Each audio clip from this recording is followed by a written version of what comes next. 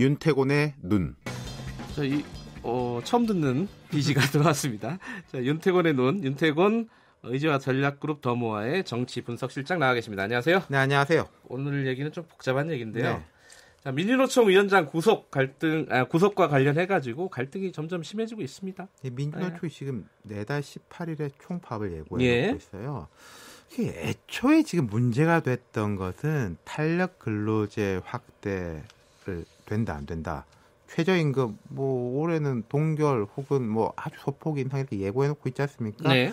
그러니까 된다 안 된다. 이거 갈등이거든요. 그렇죠. 본질적으로는. 네. 근데 지금 민주노총 입장에서는 탄력 근로제 확대는 아이러니컬하게도 한국당이 저지해주고 있어요. 국회가 그렇죠. 정상화가 안 이게 되니까. 민주당 등은 이거 민생 법안이다 처리하라 압박을 놓고 있는데 물론 민주노총 입장에서는 민생 법안이 아니라는 입장이겠지만 한국당 정반대 쪽에서 어쨌든 모르쇠로 일관하고 있지 않습니까? 이 내용에 대해서 불만이 아니라 어떻게 보면 더 세게 하라는 거죠. 문제는 이렇게 되면서 이제 애초에 쟁점은 사라지고 감정 싸움만 남을 가능성이 높다는 거죠. 지금이 딱 그 상황이다. 그렇죠. 폭력 시위, 구속영장 발부 여기 대한 논란만 첨예할 뿐이죠. 이게 민주노총하고 이제 이번 정부가 출범하고 나서도 별로 안 좋았어요, 사실. 네. 근데 이 갈등의 골이 더 깊어지지 않을까라는 생각이 듭니다. 그러니까 이런 것도 있죠. 넓게는 정부, 좁게는 청와대를 비판하는 데 대한 반비판도 있습니다. 영장 청구하고 영장 발부가 무슨 정부, 청와대하고 무슨 관계가 있냐. 그 검찰이 하고 법원이 하는 건데. 원칙적으로는요. 예, 그렇죠. 그리고 민주노총 위원장은 구속되면 안 되냐. 죄지면 구속돼야지. 이런 반론이 있는 거죠. 그렇죠. 현행법을 어겼으니까 처벌받아야 된다. 이건 당연하다. 이런 얘기인 거죠. 그리고 이제 그럼 관련이 없느냐. 법무부나 외청인 검찰청이 행정부의 일원이기 때문에 청와대가 직접 누구 구속해라 이런 지시 안 해도 정부의 정책 기조에 영향을 받는 거는 분명합니다. 네. 그렇다면 최근 정부 분위기가 어땠냐? 자, 이런 거 있습니다. 민주노총의 불법 시위, 이른바 불법 시위, 그리고 물리적 충돌이 벌어지는 시위 등에 대해서 주목도가 높아지고 야당이나 언론이 아니 저기는 치외 법권이냐, 떼법이냐 이런 이야기가 나오면서 대통령은 직접 언급을 안 했는데 경찰청장, 행안부 장관, 총리 등이 직접 민주노총을 지적한 바가 있어요. 네. 그러니까 언급은 했죠, 계속. 그렇죠. 언급은 했고 이게 청와대가 직접적인 지시는 아니더라도 정부의 전반적인 기조에 따라서 움직인 거다 이렇게 볼 여지는 있다. 그리고 정부가 범죄와의 전쟁이다. 이런 식의 선언을 하면 쭉 그쪽으로 가고 버닝썬 머시기다라고 하면 또 그쪽으로 쭉 수사하고 그러지 않습니까? 우리 많이 봐왔던 거잖아요. 네. 그러니까 이걸 100% 관련 없다 이렇게 보기는 어려울 것이다. 다만 그럼 민주노총이나 노동계 입장에서는 최저임금 주 52시간 대선 공약이고 노동계하고 약속이다. 그리고 정부나 청와대에서는 아니 지금 경제 어려운 게 분명히 최저임금이나 이 문제 때문만은 아니다. 그건 정치적 공세다. 이러지 않습니까? 그렇죠. 근데 왜 자꾸 물러서냐. 그리고 우리를 이렇게 뭔가 좀 지렛대로 삼으려고 하느냐.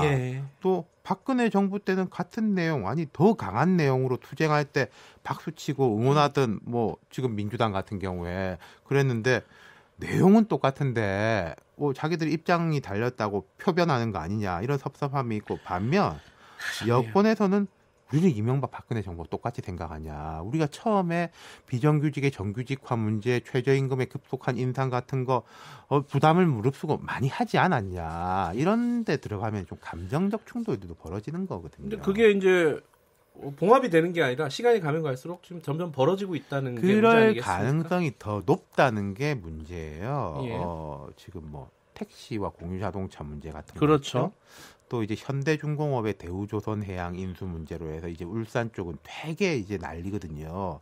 그러니까 또 전반적으로 이제 정부가 계속 이제 혁신 경제를 이제 점점 그쪽 무게를 싣는 것으로 보이는데 혁신 경제라는 게 제가 구체적으로 말씀드릴 수는 없지만은 장기적으로는 경제 체질 강화, 일자리 창출로 이어지는 기대지만은 단기적으로는 기존 일자리의 파괴, 주력 업종의 전환, 주력 업종의 전환이라고 하면 새 업종이 생기는 데는 시간이 걸리고 기존 업종이 어떻게 좀 구조조정되는 거는 그렇죠. 빨리빨리 되고 그러잖아요. 그럼 지금까지 전선, 갈등 이런 것이 좌우, 진보 보수, 개혁 수구 이런 식이었다고 보면은 정부 여당이 왼쪽이고 한국당이나 보수 쪽이 오른쪽으로 갈라졌던 전선인데 근데는 이제 다른 전선이 꽤 커질 것이다. 다른 전선이면 이 오른쪽 전선이 아니라 왼쪽 그렇죠. 전선이겠네요. 정부보다 왼쪽에 있는 사람들하고 정부를 기준으로 해서 오른쪽. 그러니까 정부하고 어떤 경우에 따라서는 보수 진영이 같은 입장인 것처럼 보일 수도 있을 것이고. 자, 그렇겠죠. 이제 이렇게 될 겁니다.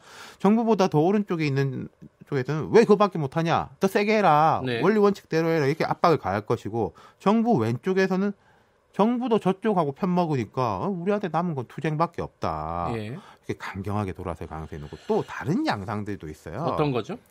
전주 상산고 문제가 대표적이에요. 예.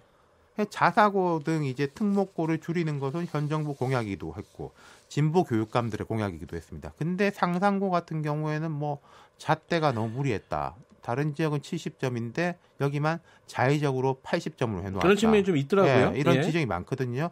김승환 교육감 지금 뭐 두물불출하고 언론하고 접촉도 피하는데 얼마 전까지만 해도 이분 항변이 뭐였냐?